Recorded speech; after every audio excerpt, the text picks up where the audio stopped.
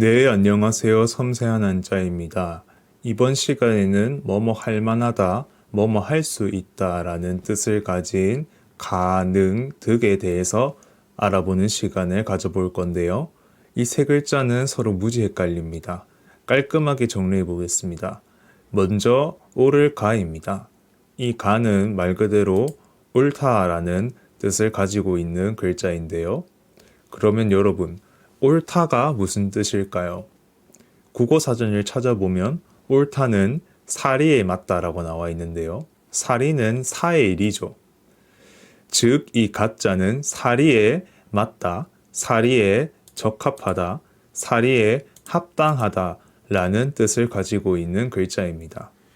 순리에 맞고 섭리에 맞다고도 볼 수 있겠네요. 즉, 우리가 어떤 것을 가하다고 이야기를 하기 위해서는 사리에 맞고 순리에 맞고 섭리에 맞아야 하기 때문에 객관적이 되겠습니다.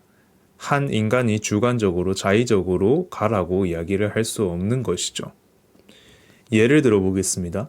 뭐뭐 하는 것이 가하다라고 이야기를 하면 뭐뭐를 할 수 있다 보다는 뭐뭐를 하는 것이 옳다, 뭐뭐를 하는 것이 사리에 맞다 라는 뜻이라고 보시면 되겠습니다. 다음으로 저 사람 너무 가련하다, 저 사람 너무 안 됐다 라고 이야기를 할 때 쓰는 이 가련은 불쌍히 여길만 하다라는 뜻이 되겠죠. 즉 어떤 사람을 불쌍히 여기는 것, 즉 련하는 것이 적합하다라는 뜻이 되겠습니다. 다음으로 능할 능자 살펴보겠습니다. 이 능자는 할 수 있다라는 뜻인데요. 영어로 이야기를 하면 able 정도가 되겠네요. 이 능자는 그러니까 개인이 능력을 가지고 있다면 능이라고 이야기를 할 수 있겠죠. 즉, 앞서 살펴본 가와 다르게 이 능자는 주관적이겠습니다. 예문을 들어보면 뭐뭐 하는 것이 능하다라고 이야기를 하면 뭐뭐를 할 능력이 있다, 뭐뭐 할 수 있다 라는 뜻이 되겠죠. 그러면 우리는 가도 살펴봤고 능도 살펴봤으니까 이제 가능의 의미를 알겠습니다. 뭐뭐 하는 것이 가능하다라고 이야기를 하면 뭐뭐 하는 것이 옳고 적합하고 그 다음에 뭐뭐를 할 능력이 있다, 뭐뭐를 할 수 있다가 바로 가능의 의미 되겠습니다. 다음으로 얻을 득자 살펴보겠습니다. 이 득자는 말 그대로 얻다인데요. 그래서 득음이라는 단어도 생겼죠. 음을 듣겠다는 것인데 즉 음의 경지에 올랐다는 것이 득음 되겠습니다. 그런데 이 얻을 득자는 얻다라는 뜻에서 얻을 수 있다라는 뜻까지 발전했는데요.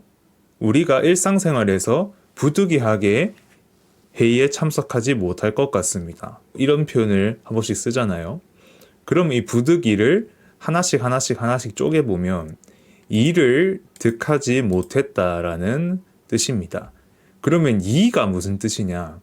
이는 그만두다, 끝나다라는 뜻인데요. 그러니까 제가 일을 쭉 하고 있었는데 도중에 끝나면 이것이 바로 이가 되겠습니다. 그러면 득이라는 것은 쭉 하다가 끝나는 걸 얻을 수 있다는 것이고 부득이라는 것은 쭉 하다가 끝나는 것을 얻지 못했다는 것이니까 계속 이렇게 쭉 가는 거를 이야기를 하겠습니다. 이것이 바로 부득이입니다.